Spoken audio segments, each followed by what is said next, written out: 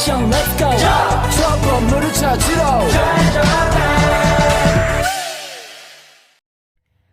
Shalom untuk kita semua, perkenalkan nama saya Ronald Lilisnan Simamora dengan NIM 71-2023-206 dari kelompok 8. Di sini saya akan membahas mengenai latar belakang pembaruan gereja di Belanda. Sebelumnya, makalah ini merupakan kelanjutan materi dari pembaruan gereja di Belanda sampai misi Katolik Roma dan kolonisasi Amerika pada abad ke-16 dan 17. Dalam makalah ini juga menjelaskan mengenai ajaran Calvinis yang masuk juga ke Belanda dan diterima oleh masyarakat, namun mendapat penolakan dari pemerintah Belanda sendiri dan mendapat serangan dari pemerintah Spanyol hingga pada akhirnya diperjuangkan kemerdekaannya oleh Willem, seorang wali negeri stadtholder untuk 3 provinsi, dan kemerdekaan itu pun berhasil didapatkan oleh karena mendapatkan pertolongan dari pihak Watergoose. Selain itu juga makalah ini menjelaskan mengenai dampak dari negara Protestan Calvinis di Belanda hingga adanya suatu gerakan kelompok Remonstan dan kontra Remonstan dan misi Katolik Roma dan kolonisasi di Amerika pada abad ke-16 dan juga ke-17. Sekian dan terima kasih. Shalom, perkenalkan nama saya Femi Yoriciani Simnasi dengan NIM 71-2023-314. Di sini saya akan menjelaskan tentang pembaruan gereja di Belanda. Nah, teman-teman semua, sebelum kita masuk kepada pembaruan gereja di Belanda, kita perlu mengetahui konteks Belanda sebelum terjadinya pembaruan tersebut. Nah, teman-teman, konteks Belanda sebelum terjadinya pembaruan tersebut yaitu bangsa Belanda pada saat itu lebih didominasi oleh agama Katolik Roma. Oleh karena dominasi agama tersebut, agama Katolik Roma tersebut, maka bagian selatan daripada Belanda, negara Belanda tersebut di bawah kekuasaan Spanyol, dan di bagian utaranya lebih otonom dan memiliki pengaruh Protestan yang semakin berkembang. Nah, bangsa Calvinis ketika melihat hal tersebut, maka mereka kemudian ingin melahirkan pembaharuan, melahirkan reformasi, yang kemudian reformasi ini akhirnya memberikan pembaruan kepada bangsa Belanda atau gereja Belanda pada saat itu. Nah, teman-teman, pembaruan atau reformasi di Belanda pada saat itu adalah suatu gerakan untuk mengadakan pembaruan dalam kekristenan Barat yang dimulai pada abad yang ke-14 hingga abad yang ke-17. Nah, teman-teman, dalam mengupayakan untuk terjadinya pembaruan ini ternyata tidak semudah itu, teman-teman semua. Upaya-upaya yang dilakukan untuk reformasi gereja tersebut ternyata dihambat oleh seorang kaisar yang bernama Karel V, di mana Kaisar Karel V ini kemudian menentang akan adanya reformasi tersebut. Alasannya adalah ia tidak mau membiarkan reformasi berkembang di Belanda karena hal ini merintangi kesatuan negara yang ia idam-idamkan, atau ia takut jikalau terjadi pembaharuan tersebut, maka kesatuan negara yang ia idamkan itu tidak ada. Artinya negara mulai terpecah belah, karena pada saat itu yang seperti yang awal saya katakan bahwa bangsa Belanda awalnya didominasi oleh agama Katolik Roma. Nah, hal yang kedua yang perlu kita ketahui dari Karel V ini, bahwa Karel V ternyata adalah seorang penganut agama Katolik yang taat dan memiliki ikatan yang kuat dengan Gereja Katolik. Jadi, sebagai seorang penguasa yang didukung oleh otoritas agama, maka ia menentang perubahan yang dia lihat sebagai ancaman terhadap kestabilan agama Katolik tersebut. Namun, usaha-usaha yang dilakukan oleh Karel V kemudian juga tidak hanya ia sendiri yang melakukan hambatan tersebut. Ternyata ada juga suatu gerakan yang dilakukan oleh orang Jerman, yaitu gerakan Anabaptis. Nah, di mana gerakan Anabaptis ini dilakukan dan dilakukan khususnya kepada orang-orang yang memiliki pikiran yang sederhana. Nah, orang-orang yang memiliki dalam konteks memiliki pikiran sederhana dalam konteks ini, yaitu orang-orang yang masih mengharapkan adanya Yerusalem yang baru. Sehingga pada saat itu orang-orang Jerman kemudian memberikan Anabaptis ini, atau Anabaptis ini bisa kita sebut dengan baptis ulang.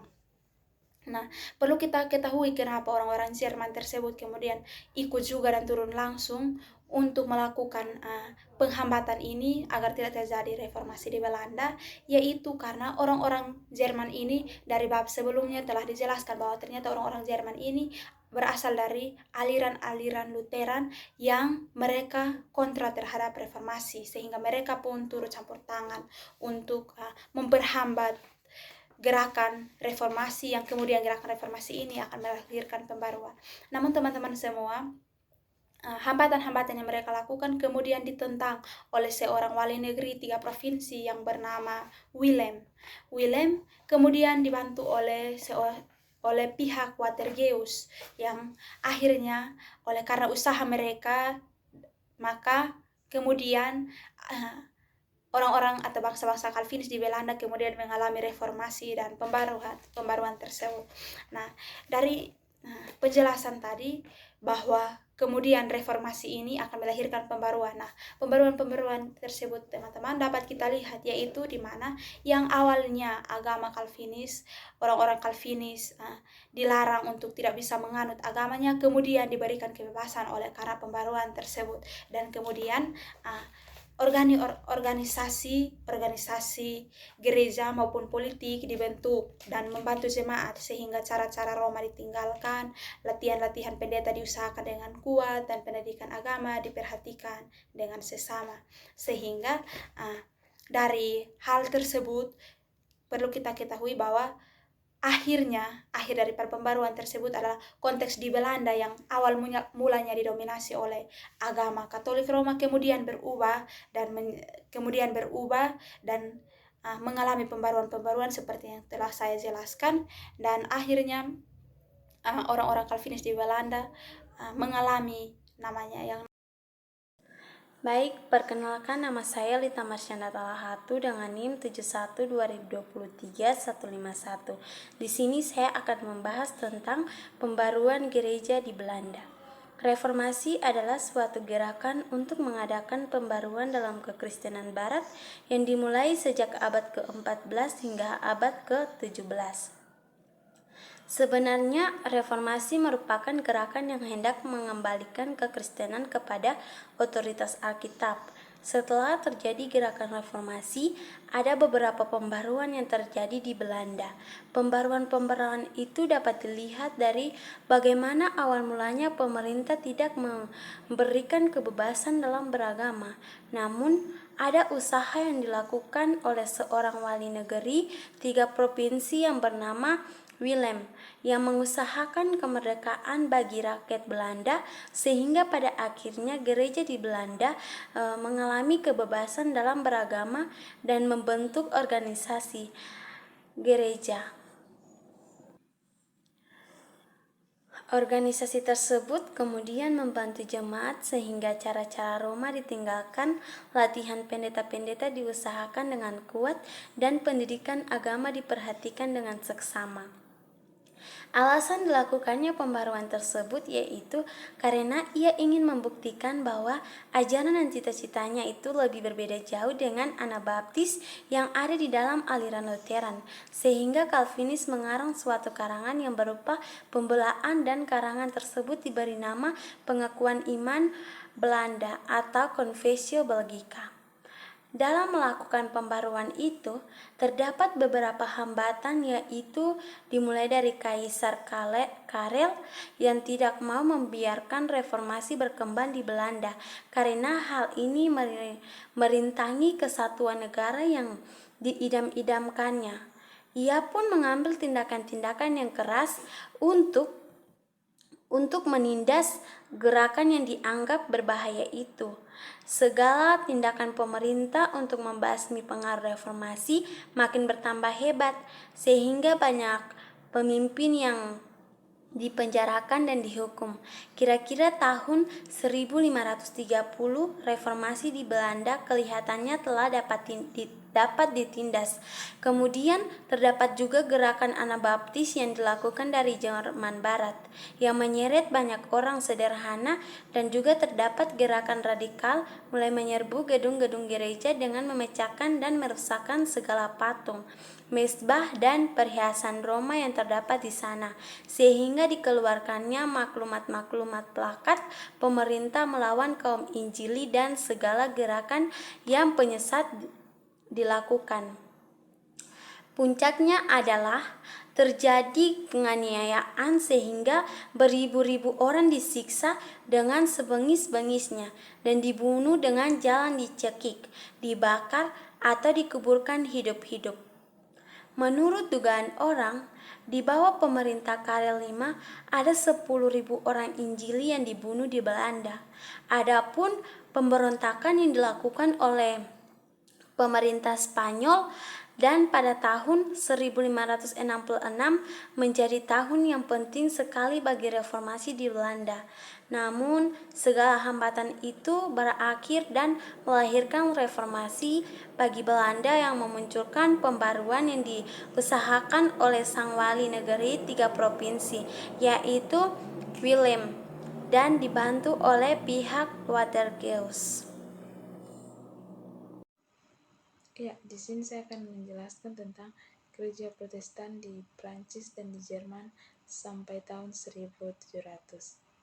Gereja dan teologi Calvinis berkembang dengan sangat indah pada abad ke-17, sehingga pada saat itu gereja Calvinis di Belanda menjadi pusat sejarah Protestantisme. Namun, keadaan mereka menjadi malang karena mereka dilarang berorganisasi politik oleh Louis XIII, sehingga pada saat Louis naik menjadi raja, pada saat itu Prancis menjadi negara yang paling berkuasa di Eropa, dan Louis menghendaki agar hanya satu gereja negara saja yang beragama Katolik Roma. Ya, di sini kita akan melihat pada sisi lain lagi di mana Melanchthon berpendapat bahwa ajaran Luther perlu ditambahkan. Di sini dia tidak bermaksud untuk berbelok dari teologi Luther, akan tetapi dia lebih mengutamakan tanggung jawab manusia. Di sini Melanchthon dan pengikutnya yang bernama Philippus, mereka cenderung kepada pandangan perjamuan Calvin. Oleh sebab itu, timbullah pertikaian antara golongan Lutheran sejati dengan Lutheran Philippus. Kemudian akhirnya setelah berakhir dari pertikaian tersebut, golongan Lutheran sejati yang menang sehingga mereka mendapatkan teologi Lutheran yang asli. Hal ini mengakibatkan gereja Lutheran dan gereja Calvinis menjadi terputus. Namun pada saat ajaran ortodoks telah dirumuskan dengan sempurna dalam formula Concordia, sehingga gereja Lutheran sudah mulai surut. Setelah ortodoks resmi, lahirlah aliran mistik. Dengan demikian, teologi Lutheran yang sangat ortodoks itu sendiri sudah mulai menyimpang dari sola fide, yaitu oleh iman saja. Shalom, perkenalkan nama saya Winda Borutambah, NIM 71-2023-220. Baiklah, di sini saya akan menjelaskan mengenai Gereja Katolik Roma sejak Trente sampai tahun 1700. Gereja Katolik Roma yang awalnya berada di bawah kepemimpinan Spanyol menolak ajaran Alkitabiah tentang keselamatan hanya melalui kasih karunia. Semangat Jesuit ini menyebabkan kembalinya kekuatan kuno gereja di bawah kepemimpinan Prancis. Melalui bentrokan antara paus dan raja, gereja terpenting di Gereja Katolik Roma adalah Jansenisme, di mana Uskup Belgia Jansenius berusaha mengembalikan gereja ke ajaran Agustinus dan kesalehan Kristen sejati. Atas permintaan para Yesuit, Jansenisme dilarang oleh Paus pada tahun 1653. Selain itu, orang Jansenisme lainnya yaitu Pascal berusaha untuk menguraikan relasi antara Tuhan dengan manusia. Ajaran bukan bersifat Katolik Roma, melainkan Injil pandangannya ini kemudian berpengaruh besar, bukan dalam gereja Katolik Roma tetapi dalam teologi Kristen. Berikutnya, di bawah pimpinan Yesuit, keadaan gereja Katolik Roma kehidupan rohaninya dimatikan. Keadaan ini tentu lebih buruk dibanding dengan masa reformasi. Perkenalkan, nama saya Yosafat Christian Alpando Simanjuntak dengan NIM 71-2023-234. Saya akan menjelaskan tentang Inggris pada abad ke-17. Jadi, latar belakang sejarah Inggris pada abad ke-17 sangat beragam dan meliputi berbagai aspek, baik itu aspek politik dan agama. Dengan munculnya golongan-golongan seperti Puritanisme dan Absolutisme adalah awal reformasi di Inggris. Jadi Inggris mengalami reformasi. Puritanisme ialah golongan Kalvinis yang besar dan menuju ke arah penyingkiran segala perkara yang masih berbaur Roma. Oke, jadi Puritanisme ini disebut juga Presbyterian, sebab mereka melawan pemerintahan gereja-gereja dan uskup-uskup. Jadi, selain dari golongan Puritanisme, ada juga golongan yang kedua yang muncul pada abad ke-17 di Inggris, yaitu golongan Absolutisme. Nah, pada tahun 1603 sampai dengan 1625, Raja Skotlandia, Raja Jakobus I, itu menolak dan mencoba untuk memberantas presbyterial, serta ingin meneguhkan susunan gereja yang episkopal, agar para uskup-uskup ini boleh menguasai segenap hidup gereja. Nah, Karel I melanjutkan politik gereja ayahnya, dan lahirlah gereja tinggi. Jadi gereja tinggi ini lahir dan terbit itu atas di bawah pemerintahan Karel I. Namun, tindakan Karel I ini menimbulkan pemberontakan dan terjadi revolusi yang dimulai dengan bangkitnya kaum Puritan di Skotlandia. Berlanjut pada tahun 1642, terjadi perang saudara di Inggris antara parlemen dan raja. Nah, teman-teman, sebenarnya Inggris pada abad ke-17 ini terjadi pada masa itu ialah perang saudara. Dan berlanjut pada tahun 1642 terjadi perang saudara di Inggris antara parlemen dan raja. Jadi di Inggris ini terjadi yang namanya perang saudara, pertumpahan darah yang terjadi pada masa itu, dengan munculnya golongan baru dan timbul agama baru yang berarti besar bagi perkembangan politik agama di Inggris. Jadi banyak konflik yang terjadi dan menyebabkan pertumpahan darah tersebut. Nah, pada akhirnya tercapailah juga penyelesaian soal gereja, itu pada tahun 1689 dengan diumumkannya kebenaran kata hati. Jadi kebenaran kata hati ini sepenuhnya hak kepada golongan yang tak setuju dengan jiwa gereja Anglikan. Jadi mereka berhak untuk mendirikan gerejanya sendiri. Golongan ini disebutlah dissenter. Jadi golongan independen dan presbyterianisme mundur atau mereka terpecah belah. Mereka telah keluar di tahun 1689.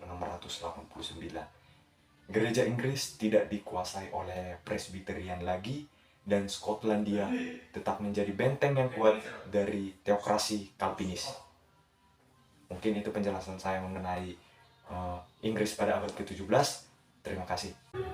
Perkenalkan, nama saya Mario Arek Proito Syihotang dengan NIM 7120232446. Di sini saya akan menjelaskan misi Katolik Roma dan kolonisasi di Amerika pada abad ke-16 dan abad ke-17. Misi Katolik Roma yaitu misi untuk menyebarluaskan ajaran agama Kristen di dalam benua-benua yang baru ditemukan oleh Amerika oleh Columbus pada tahun 1492. Pada tahun 1622, usaha misi Katolik Roma mendapat organisasi yang rapi dengan terbentuknya suatu kongregasi yang untuk mempropagandakan iman-iman, atau yang biasa disebut dengan propaganda. Dengan demikian, segala cabang misi digabungkan dan dipusatkan di kota Roma di bawah kepemimpinan yang kuat dan cakap. Terima kasih.